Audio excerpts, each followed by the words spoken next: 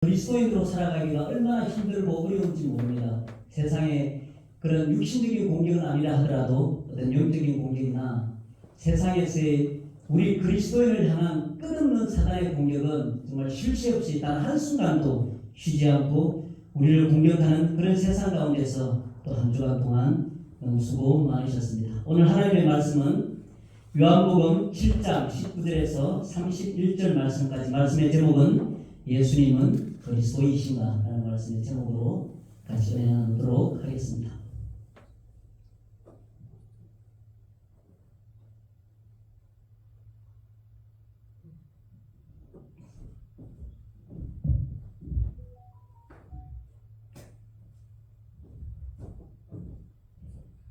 요한복음 7장 19절에서 31절 말씀까지입니다.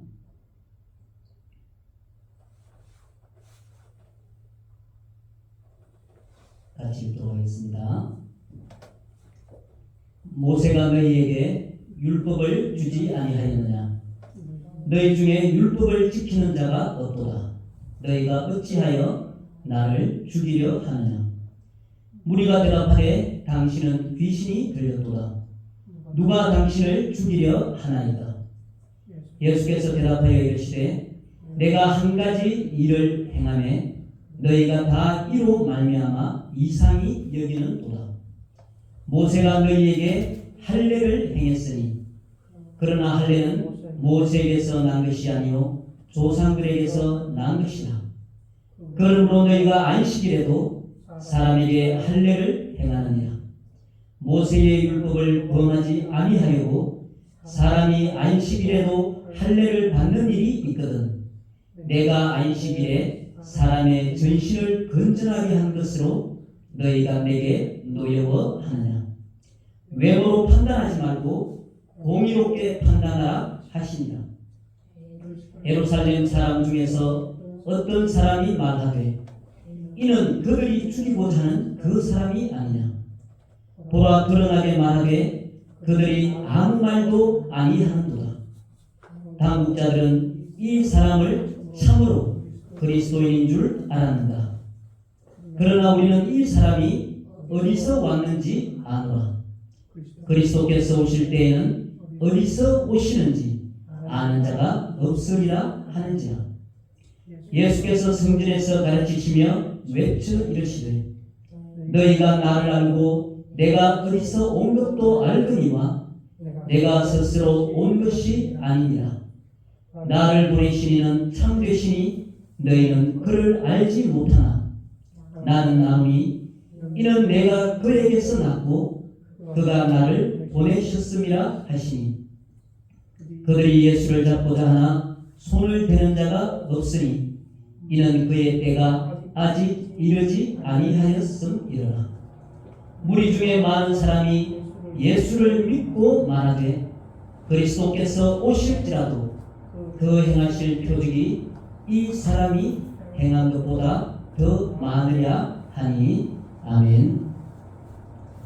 우리가 이제 잘 알고 있는 것처럼 예수를 믿으면 구원을 받는다는 그 우리의 믿음이 우리에게서 난 것이 아니라 하나님의 선물이라는 것을 명백하게 설명하는 그런 성경 말씀들이 많이 있습니다.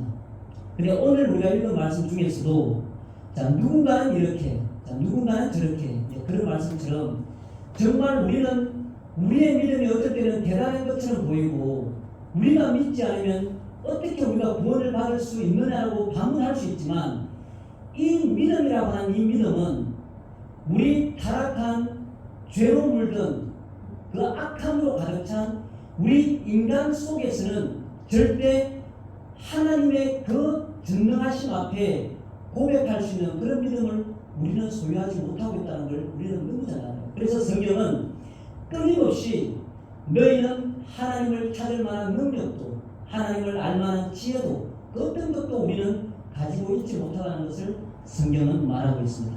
오늘 말씀을 통해서도 우리가 왜 예수님은 정말 우리에게 그리스도가 되시는가, 그리고 이 시대에 예수님 시대에 예수님이 심지어 외쳐서 말해야 할 정도로 하나님이신 예수님이 육신을 입고 인류를 구원하기 위해 이 땅에 오신 예수님이 소리치면서까지 자기를 증명해야 될 그런 시대에서 과연 예수는 그리스도입니다. 그게 오늘의 그 이스라엘 시대의 유대 땅에 살았던 사람들의 그 사이에서 치열하게 일어났던 하나의 사건입니다. 우리 이제 19절 말씀에 보면은 너희가 어찌하여 나를 죽이려느냐라고 예수님이 말하는 구절을 우리가 읽었습니다. 그런데 20절 말씀에 우리가 말하기를 당신은 귀신이 걸렸다.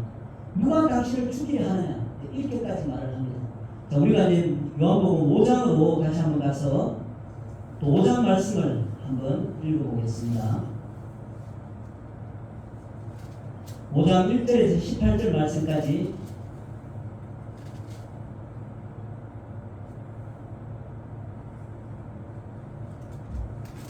예수님이 말씀하셨단 말이에요. 나를 어떻게 죽이려고 하느냐니까 당신 귀신 들렸나 보네. 누가 당신을 죽이려고 하느냐고 말한다며. 근데 우리 5장의 1절에서 18절 말씀까지 읽어보면 거기에 대한 내용이 나와 있습니다. 5장 1절부터 18절까지 같이 읽도록 하겠습니다. 그 후에 유대인의 명절이 되어 예수께서 예루살렘에 올라가십니다. 예루살렘에 있는 양 곁에 히브리 말로 베데스다라 하는 못이 있는데 거기 행각 5이 있고 그 안에 많은 병자, 맹인, 다리 저는 사람, 혈기 마른 사람들이 누워 물의 움직임을 기다리니 이는 천사가 가끔 못에 내려와 물을 움직이게 하는데 움직인 후에 먼저 들어가는 자는 어떤 병에 걸렸든지 낫게 됨이더라. 거기 38해 된 병자가 있더라. 예수께서 그 누운 것을 보시고 병이 벌써 오래된 줄 아시고 이르시되 네가 낫고자 하느냐. 병자가 대답하되 주여 물이 움직일 때에 나를 못에 넣어주는 사람이 없어 내가 가는 동안에 다른 사람이 먼저 내려가나이다. 예수께서 이르시되 일어나 내 자리를 들고 걸어가라 하시니 그 사람이 곧 나와서 자리를 들고 걸어가니라. 이날은 안식일이니 유대인들이 병 나은 사람에게 이르되 안식일인데 네가 자리를 들고 가는 것이 옳지 아니하니라. 대답하되 나를 낫게 한 그가 자리를 들고 걸어가라 하더라 하니 그들이 묻되 너에게 자리를 들고 걸어가라 한 사람이 누구냐 하되 고침을 받은 사람은 그가 누구인지 알지 못하니 이는 거기 사람이 많으므로 예수께서 이미 피하셨습니다. 그 후에 예수께서 성전에서 그 사람을 만나 이르시되 보라 네가 나았으니 더 심한 것이 생기지 않게 다시는 죄를 범하지 말라 하시니 그 사람이 유대인들에게 가서 자기를 고치는 예수라 하니라. 그러므로 안식일에 이러한 일을 행하신다 하여 유대인들이 예수를 박해하게 된지라. 예수께서 그들에게 이르시되 내 아버지께서 이제까지 일하시니 나도 일한다 하시매 유대인들이 이로 말미암아 더욱 예수를 죽이고자 하니 이는 안식일을 범할 뿐만 아니라 하나님을 자기의 친아버지라 하여 자기를 하나님과 동등으로 삼으심이라. 자, 분명히 말하고 있습니다. 예수를 죽이고자 한다고 분명히 말하고 있습니다. 그래서 예수님도 똑같이 말하는 거예요. 나를 왜 죽이려고 하느냐.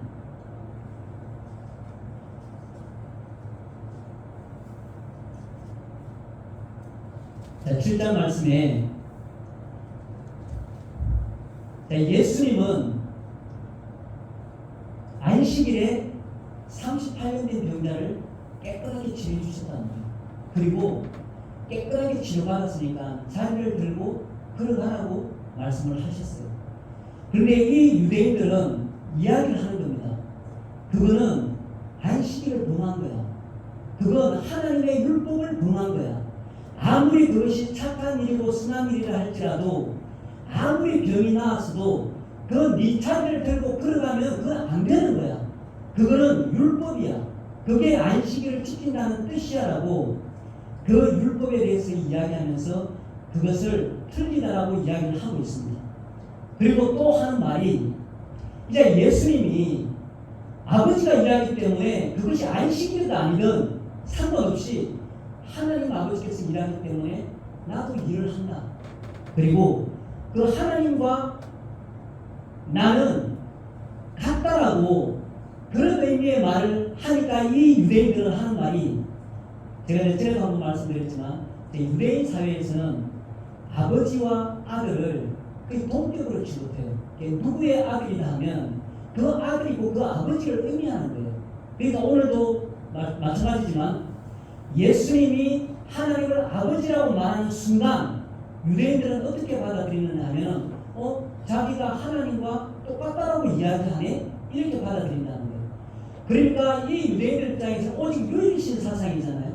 그리고 메시아가 온 것도 아니에요. 자기들은 예수님이 아직 그 그리스도로 이 땅에 온 것도 아니기 때문에 이 세상 그 어느 누가 되었든 하나님과 자기가 하나라고 한다거나 자기가 하나님의 아들이라고 한다거나 또는 나는 아버지와 같다라고 한다거나 어떤 하늘에서 내가 내려왔다라고 한다거나 그런 표현을 쓴다고 하면 이거는 오직 유일신 여호와 사상에서 완벽하게 배치되는 이야기가 되는 거예요. 그렇기 때문에 유대인들 입장에서는 있을 수 없는 이야기인 거예요. 그러니까 예수님은 유대인들 입장에서는 반드시 죽여야 할 대상이었던 거예요. 왜냐?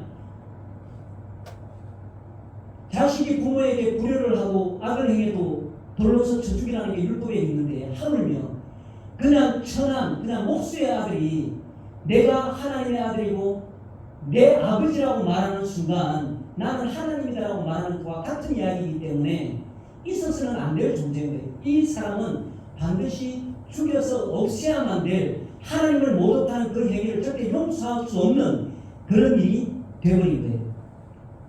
그래서 예수님은 이제 21절부터 이제 24절까지 하시는 말씀이 그 이야기입니다. 모세의 율법을 범하지 아니하려고 사람이 안식일에도 할례를 받는 일이 있잖아. 예수님이 그렇게 말씀하시는 거예요. 내가 안식일에 아픈 사람, 병든 사람을 낫게 하는 그 일이 너희에게 노여할 일이냐? 그게 사람을 죽이려고 할 만큼 그게 대단한 일이냐? 예수님은 그렇게 이야기하고 있습니다. 그러면서 그 모양으로 보이는 것으로 판단하지 말고 공의롭게 판단을 하라. 이렇게 예수님이 이야기합니다. 25절 말씀에는 예루살렘 사람 중에서 어떤 사람이 말하되 이는 그들이 죽이고자 하는 그 사람이 아니냐. 이제 우리가 한번 생각을 해보면 예수님이라는 분이 딱 이 유대 땅에 나타나서 어떤 기적을 행하고 그 예수님이 가르치는 그 말씀을 들으면 이 유대 사회에서 어떤 그 지도자급이나 아니면 그냥 일반 평민이나 모든 사람들 가운데서 엄청난 분란이 일어날 수밖에 없는 거예요. 분명히 우리가 알고 있던 아브라함의 하나님, 이삭의 하나님, 그 야곱의 하나님이 섬기던 우리 조상들 때부터 봤을 때 선지자들도 많고 예언자들도 많고 많이 알고 있단 말이에요. 그런데 하나님께서 그 400년 동안 침묵하는 시기를 지나서 이제 세례 요한을 보내주시고 예수 그리스도가 이제 육신으로 이 땅에 오셨기 때문에 엄청난 분란이 이제 생긴 거예요. 과연 이게 뭐지? 정말 이 사람이 에레미야인가? 이 사람이 이사야인가? 도대체 이 사람이 누구지? 논란이 생길 수밖에 없는 거예요. 그러니까 이분이 과연 하나님이 보내주신 선지자인가? 그리고 하나님이 그렇게 보내주시겠다고 말한 그 메시아인가? 그리스도인가? 그런 논란들이 엄청나게 많이 생기는 거예요. 그러다 보니까 이 이스라엘 사회 내에서도 자기들도 어떻게 결정을 내려야 될지 모르는 거예요. 유대인들 어떤 바리새인이나 율법학자들이나 이런 사람들은 예수님을 딱 규정을 해버렸어요. 안식일을 어기는 자, 자기를 하나님과 동등으로 여기는 자, 이 사람은 여기에 있어서는 안 되고 참남한 말을 하기 때문에 반드시 죽여야 할 자로 규정을 해버린 상태예요. 그래서 그걸로 끝이 아닌 거예요. 왜냐하면 사람들 사이에는 이미 우리가 읽어본 이 말씀 전에도 오병이의 기적부터 시작해서 많은 기적들을 예수님을 통해서 체험을 했기 때문에 그걸 봤기 때문에 하늘로부터 오지 않으면 어떻게 우리에게 이런 일이 일어날 수 있겠냐라는 그런 생각들을 많이 가지고 있었기 때문에 사람들마다 다 생각이 나는 거예요. 그래서 예수님을 바라보는 그 믿음은 하나님으로부터 주어지지 않으면 절대 어느 누구도 가질 수 없다는 게 하나님께서 성경에서 하시는 말씀입니다. 그래서 예루살렘 사람 중에서 어떤 사람이 그렇게 말을 하는 거예요.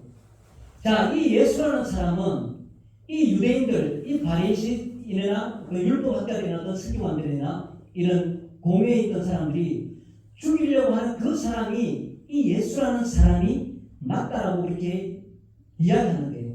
이 예수라는 사람이 죽이려고 하는 사람이 이 사람이 맞지라고 이야기하는 거예요. 자, 그러면서 하는 말이 그렇게 죽이려고 하는 사람이 예수라는 사람인데 이 예수라는 분이 그냥 가만히 있는 게 아니에요. 대놓고 거침없이 이야기를 하는 거예요. 이야기하기를. 우리 좀 전에도 21절부터 23절까지 말했지만 그 병든 사람을 낫게 한 그 일들부터 시작해서 거침없이 하나님 나라의 일을 이야기를 하고 선포를 하니까 이 사람이 말하기를 아니 그렇게 죽이려고 하는 사람이 저렇게 거침없이 이야기를 하는데도 불구하고 어떻게 사람들이 다 가만히 있네? 뭐 특별히 하는 말이 없네? 그렇게 이야기를 하는 거예요. 그러면서 그 당국자들, 어떤 지도자들이나 어떤 그런 관원들이나 이 사람들조차도 진짜 저 예수라는 분을 그리스도로 인정하는 거 아닌가? 말로는 죽인다고 했는데 실상은 저 예수라는 분이 그렇게 하나님에 대해서 이야기를 하는데도 불구하고 침묵하고 있으니까 저렇게 거침없이 이야기를 하는데도 아무 말을 못하고 있으니까 당신들도 혹시 저 예수를 정말 그리스도, 메시아로 인정하고 있는 거 아니냐 이렇게 반문하는 거예요. 그런데 이 사람은 마음은 뭐냐면 절대 저 예수는 그리스도가 될 수 없다는 거예요. 저 예수는 어디서 태어났는지는 몰라도 어디 출신이든 상관없이 이 사람은 저 예수는 그리스도, 메시아가 절대 될 수 없고 아니다라고 말을 하는데 그 말씀이 바로 27절에서 말하고 있습니다. 그러나 우리는 이 사람이 어디서 왔는지 아노라. 그리스도께서 오실 때에는 어디서 오시는지 아는 자가 없으리라 하는 자. 이 사람은 지금 말하고 있는 이 사람은 잘 안다는 거예요. 이 예수라는 사람이 어디서 왔는지 우리 다 알잖아. 요셉의 아들, 그 목수의 아들, 목수로 일하던 사람, 그 갈릴리에서 온 사람이잖아. 응? 우리 다 알고 있는데 저 사람이 그리스도라고 말하고 자기가 메시아라고 말한다면, 자기가 하나님의 아들이라고 말한다면 말이 되는 소리냐? 절대 그럴 수도 없고 그럴 리도 없다라고 이야기를 하는 거예요. 28절에서는 예수님께서 성전에서 가르치며 외쳐 이르시되, 얼마나 슬픈 인식인지 모릅니다.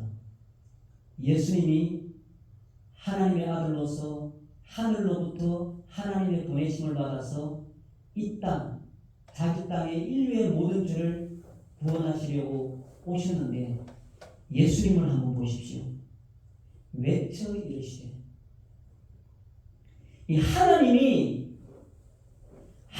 창조하신 피조물을 향해서 외쳐 이르시되, 그냥 말하면 알아듣지도 못하거니와 얼마나 예수님은 속이 답답하고 속이 터질 것 같으면 외쳐 이르시되, 소리칩니다. 예수님,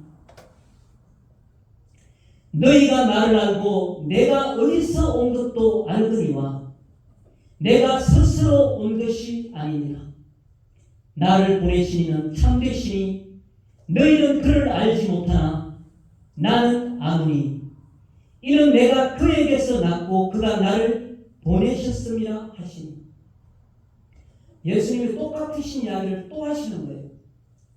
나는 하늘로부터 왔고 너희들이 섬기는 그 여호와 하나님이 나를 보내셨다. 이 일 때문에 유대인들이, 바리새인들이 예수님을 죽이려고 한다는 걸 예수님은 알고 있단 말이에요. 이미. 근데 거기서 또 또 외치시는 거예요. 너희가 모르는 게 아니다. 내가 육신으로는 갈릴리에서 왔을지 모르지만 너희들은 나를 알고 있다. 내가 어디서 왔는지, 누가 나를 보냈는지, 내가 정말 하나님의 아들로 왔는지, 하나님께서 나를 보내셨는지 너희들 모르는 게 아니다. 알고 있다. 나는 하늘로부터 온 것이 진짜 맞다. 내가 하나님의 아들이다. 나를 믿어라.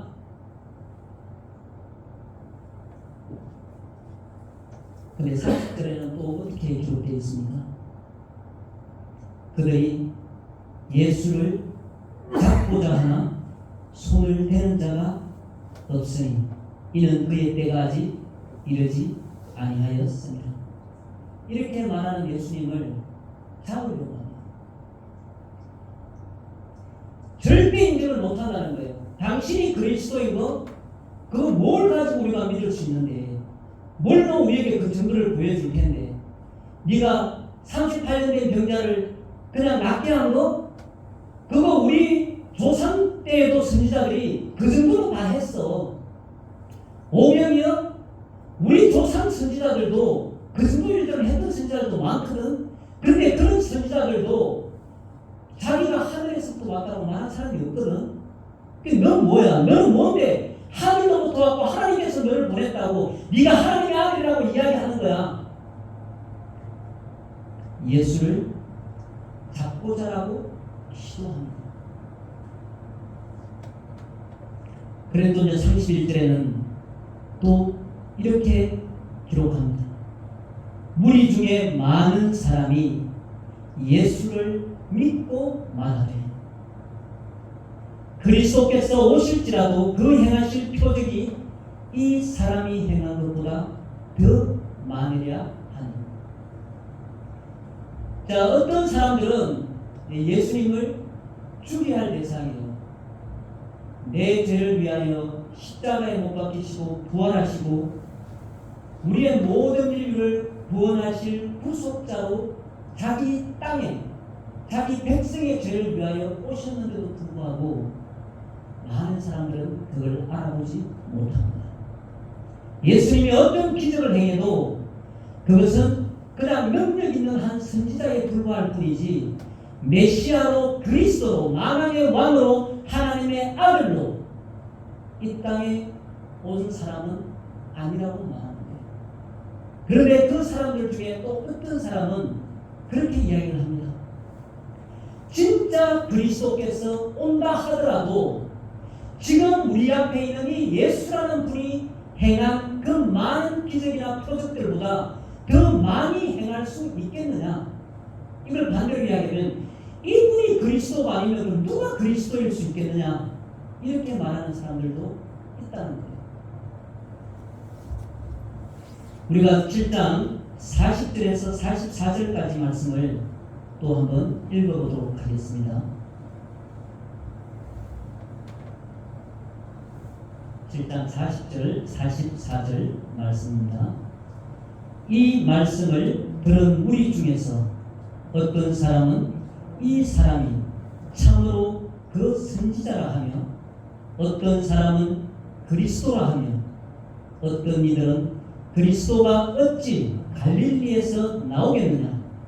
성경에 이르기를 그리스도는 다윗의 씨로 또 다윗이 살던 마을 베들레헴에서 나오리라 하지 아니하였느냐 하며 예수로 말미암아 무리 중에서 쟁론이 되니 그 중에는 그를 잡고자 하는 자들도 있으나 손을 대는 자가 없었더라.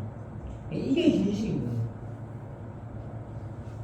얼마나 말들이 많았겠어요. 분명히 알고 있는데 분명히 메시아는 베들레헴에서 나온다는 것 이 사람들도 알고 있는 거예요. 근데 예수님 직접 베들레헴에서 다시 하셨단 말이에요. 근데 갈릴리에서 자랐단 말이에요. 그러니까 갈릴리에서 나가니엘도 한 말이지만 어찌 선한 빛이 나오겠느냐라고 한 말처럼 갈릴리에서는 나올 수가 없다는 거예요. 그리고 또 52절 말씀을 또 한번 읽어보겠습니다.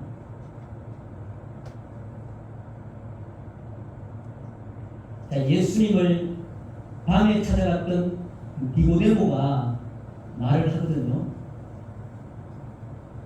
어떻게 말하냐면은 그 사람의 말도 들어보지 않고 확인해 보지도 않고 그 사람이 죄가 있다 없다라고 판단하는 것은 좀 잘못된 거 아니냐, 이런 그렇게 이제 니고데모가 이야기를 하니까 이제 어떻게 답을 하는지 그게 52절 말씀이거든요. 같이 또 한번 읽어보겠습니다. 그들이 대답하여 이르되 너도 갈릴리에서 왔느냐? 찾아보라. 갈릴리에서는 선지자가 나지 못하느니라 하였다. 이게 유대 땅에서 그런 율법학자나 바리새인들이나 서기관들이나 그런 유대인들이나 이것들이 자체적으로도 엄청나게 말이 많았던 거예요. 심지어 어떻게 니고데모가 그렇게 말을 하니까 하는 말이 그 말이에요. 너도 같은 갈릴리에서 왔니? 성경을 한번 연구해봐봐. 절대 갈릴리에서는 선지자가 나올 수가 없어. 그걸 성경을 연구한 그런 바리새인들이나 서기관들이나 이런 율법학자들이 하는 내 결론이에요. 그러니까 예수님이 내가 아무리 하늘로부터 오고 내가 하나님의 아들이고 내가 행하는 그 모든 기적들을 다 예수님은 보여준다 해도 이 유대 땅에서는 예수님을 메시아로, 예수님을 그리스도로 인정할 수 없었던 게 이 시대의 현실입니다. 오죽하면 성경을 가지고 연구 좀 해봐봐. 연구 좀. 니고데모한테 한 이야기예요. 성경을 아무리 연구해봐봐. 그게 갈릴리에서는 절대 선지자가 나올 수 없다라고 결론을 내버립니다. 오늘날에도 우리가 예수님을 믿고 이렇게 교회에 나와서 하나님 앞에 찬양하고 기도하고 또 예배하고 하나님의 말씀을 읽고 듣고 하는 일이 우리는 당연한 일이고 이 일이 없는 것 자체가 이제 이상한 일이지만 세상 밖에서는 정말 예수님이 그리스도가 맞냐 아니냐는 이런 이야기조차도 어떻게 보면 관심의 대상이 아닌 시대가 되어버렸어요. 예수님을 믿으세요라고 말하면 어떤 사람들은 왜 내가 예수님을 믿어야 되는데 우리의 죄를 위하여 그분이 십자가에 돌아가셨어요. 그래 그게 뭐 어땠다고 이런 시대가 되어버렸다고 해요. 그래서 제가 처음에 말씀드린 것처럼 예수를 믿으면 구원받는다라고 하는 죄사함을 받는다라고 하는 이 우리의 믿음이 정말 인간에게서 나올 수 있는 것인가? 인간이 지혜 있고 똑똑하고 많이 배워서 뭔가 연구를 해서 이 믿음을 우리가 과연 소유할 수 있는 것인가? 오늘 우리 하나님의 이 말씀을 통해서도 알 수 있듯이 정말 하나님께서 예수님 앞으로 그 사람의 손을 잡고 예수님 앞으로 데려다 놓지 않으면 어떤 사람도 예수님을 그리스도로 믿을 수 없는 거라는 게 확실한 거예요. 오병이어의 기적을 일으키던 보리떡 5개 물고기 2마리로 5,000명이 아니라 10만 명을 먹여 살려도 그 당시에 떡을 먹는 것은 좋을지 모르지만 절대 예수님을 그리스도로 나의 구원자로 내 평생의 내 인생의 주인으로 절대 받아들일 수 없다는 겁니다. 그리고 아무리 오래된 병자라 하더라도 38년 아니라 100년 된 병자를 한순간 예수님이 낫게 해주시고 이렇게 시험할지라도 하나님께서 예수님 앞으로 그 영혼을 데려다 앉혀놓지 않은 이상 절대로 그 예수님을 능력 있는 사람으로 볼지는 모르지만 그 예수님을 나의 그리스도, 나의 살아계신 하나님의 아들로는 절대 받아들이지 못한다는 겁니다. 우리 예수님은 이 땅에 오셔서 내 때가 아직 이르지 아니하였다라고 하는 그 십자가의 그 죽음 앞에서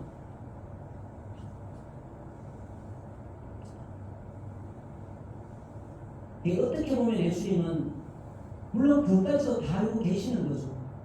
누가 나를 믿을지 믿지 않을지, 누가 나를 배반할지 배반하지 않을지 예수님은 이걸 다 아시죠, 당연히. 그럼 예수님의 이 외침은 이 얼마나 가슴 아픈 일인지 모릅니다, 진짜. 우리 세상에서도 부모님이 계시는데 정말 내 친아들이 있는데 그 아들을 10년 만에 만나든 20년에 만나든 그 아들 앞에서 내가 네 진짜 아버지야. 내가 너를 낳았어. 내가 진짜 아버지가 맞다라고 외치는데 그 아들이 그냥 멀뚱멀뚱 저 사람이 진짜 내 아버지인지 아닌지 나는 모르겠네요. 그러고 있으면 그 진짜 아버지의 그 마음이 어떻겠어요? 우리 예수님도 자기 땅에 오셨는데도 불구하고 그 예수님의 그 외침, 베드로가 고백한 것처럼 예수님을 향해서 주는 그리스도시요 살아계신 하나님의 아들이십니다라고 그런 고백이 모든 사람들에게서 일어나면 얼마나 좋은 일이겠어요. 그런데 예수님은 베드로의 그 고백도 예수님은 말씀하시기를 힐로나 육정으로 된 것이 아니다. 그 고백도 하나님으로부터 온 것이다. 그렇게 이야기를 하고 있습니다. 그래서 우리는 하나님 앞에 얼마나 감사한지 정말 하나님 앞에 받은 우리의 이 믿음의 고백이 우리의 힘의 능력에 의한 것이 아닌 하나님의 선택으로 그리고 하나님이 우리를 얼마나 불쌍히 여기시고 긍휼히 여기시는 하나님의 그 사랑으로 우리를 선택하시는지 그 사랑을 안다면 우리는 하나님 앞에 감사할 수밖에 없습니다. 그래서 세상 사는 날 동안에 우리의 믿음이 흔들리고 우리의 소망이 뿌옇게 보이고 하나님의 그 영원한 생명의 나라가 소망이 아닌 것처럼 느껴질 그때에도 하나님이 우리를 사랑하셔서 선택하시고 예수 그리스도의 십자가 앞으로 끌어다 앉히신 그 하나님의 사랑과 그 긍휼을 우리는 날마다 잊지 말아야 하겠습니다. 단 일주일을 사는데도 얼마나 우리의 인생이 감정이 요동치고 파란만장합니까? 하나님의 말씀을 읽고 듣고 찬양을 할 때는 정말 내가 하나님의 자녀인 것 같다가도 그리고 세상 가운데 나가서 뭔가 직장에서든 사회생활 가운데서 인간관계에서 뭔가 불협화음이 좀 생기면 내가 정말 하나님의 사람인지 하나님의 자녀인지 정말 내게 있는 소망이 정말 참 소망인지 그것조차도 잃어버리고 살 때가 너무나 많습니다. 그렇게 하루는 이렇게 또 하루는 저렇게 그렇게 굴곡진 인생을 살아가지만 우리는 그때마다 정말 단 한 가지 잊어버리지 말아야 될 것이 바로 우리에게 있는 진짜 소망입니다. 예수님을 통해서 우리를 구원하신 하나님의 그 크신 긍휼, 하나님의 그 사랑이 우리로 하여금 영원한 생명을 소유하게 하고 하나님의 그 영원한 나라를 보장하신다는 그 소망을 결코 잊지 않고 살아가는 그런 인생이 되기를 예수님의 이름으로 다시 한번 축복합니다.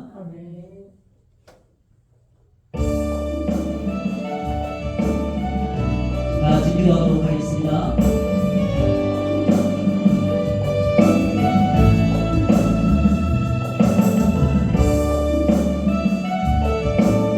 살아계신 아버지 하나님 감사합니다. 오늘도 아침에 우리의 눈을 뜨게 하여 주시고 또한 우리의 몸을 일으키며 오늘도 우리의 발걸음을 주장하시고 다스리시는 하나님, 예수 그리스도의 십자가 앞에 예수님의 그 보혈 앞에 오늘도 우리가 예배하고 찬양하고 기도할 수 있는 은혜를 허락하심을 감사합니다. 우리의 힘으로 우리의 능력으로 교회를 향하여 나오지 아니하고 오직 하나님의 긍휼과 불쌍히 여기시는 하나님의 그 사랑이 오늘 이곳에 우리를 부르들고 있사오니 아버지 감사합니다. 오늘의 말씀처럼 예수님은 정말 그리스도이신가? 예수님은 정말 메시아이신가? 예수님은 정말 하늘로부터 하나님의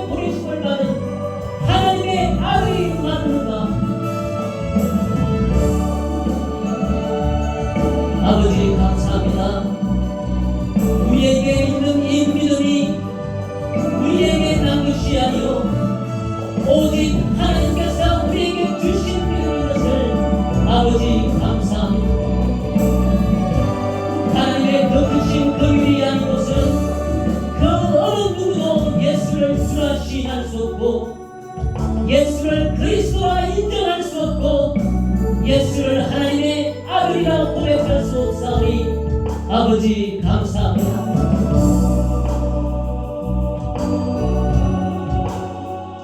우리가 세상에 살 때에 삶의 많은 고난과 어려움과 고통 속에서도 예수님을 통하여 우리에게 주시는 하늘나라의 그 영원한 소망을 우리가 잃지 않게 하여 주시옵소서. 하나님께서 우리를 부르실 날이 오늘일지 내일일지 1년 후일지 10년 후일지 모르는데 우리가 오늘 밤에라도 하나님께서 우리를 부르신다면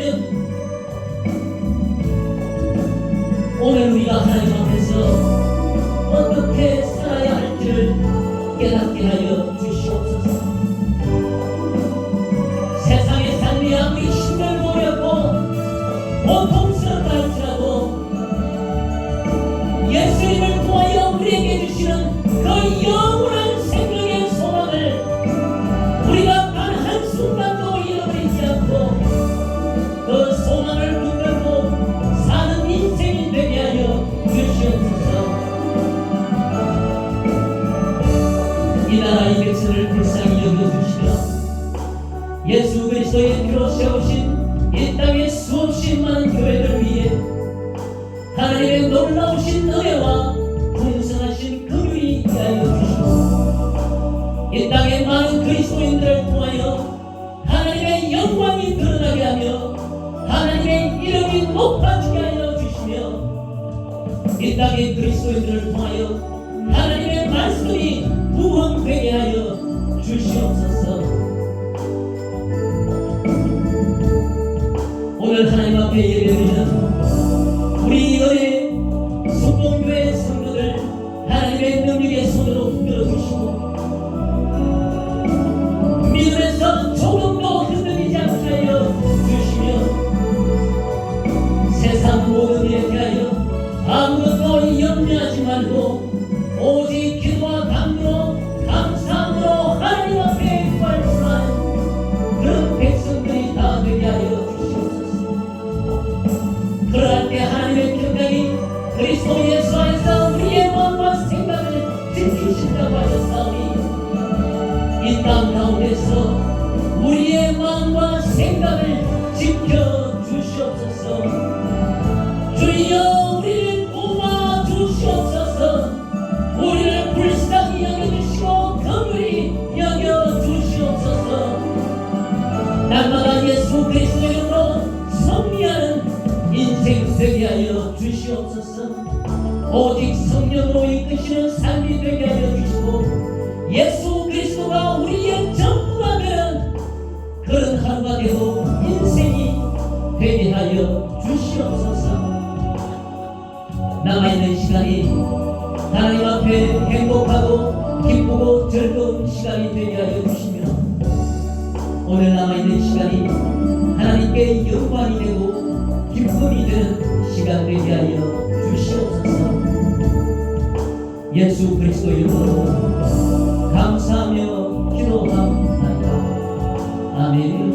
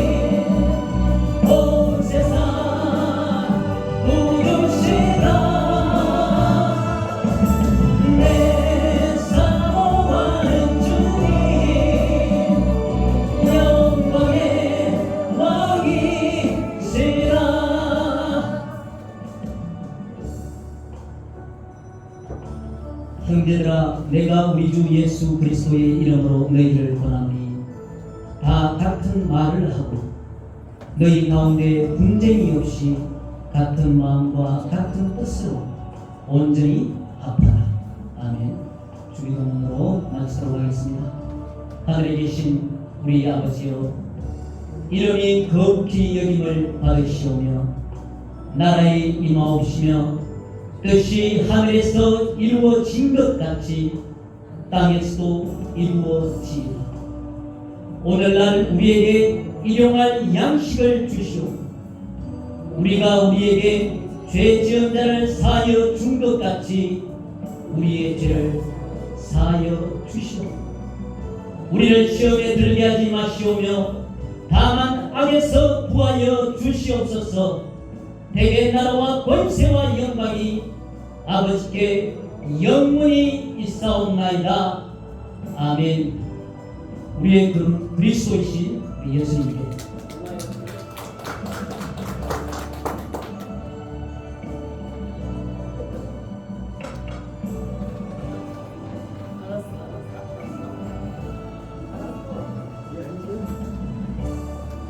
아유, 감사합니다.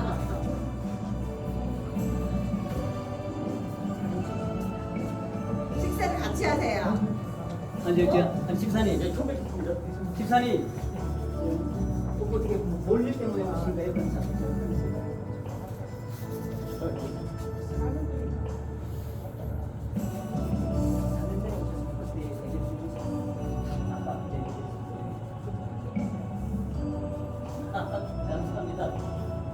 안녕하세요.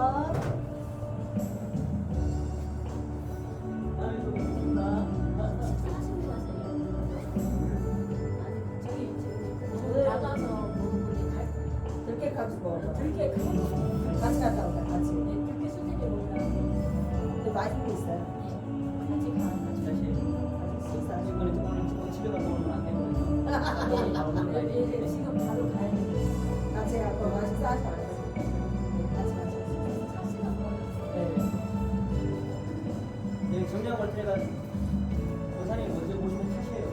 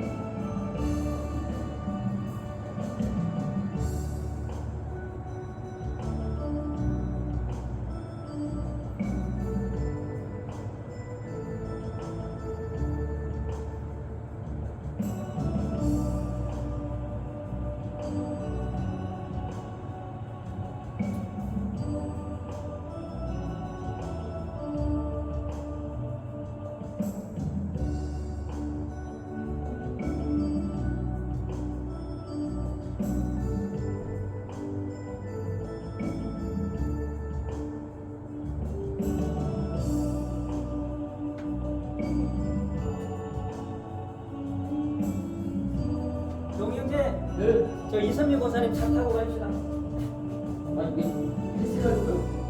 네. 아 저기 돈터 있다가 있다가지고 거기 전기차에서 서비 진짜 차 타이시 가지고 같이 아니, 뭐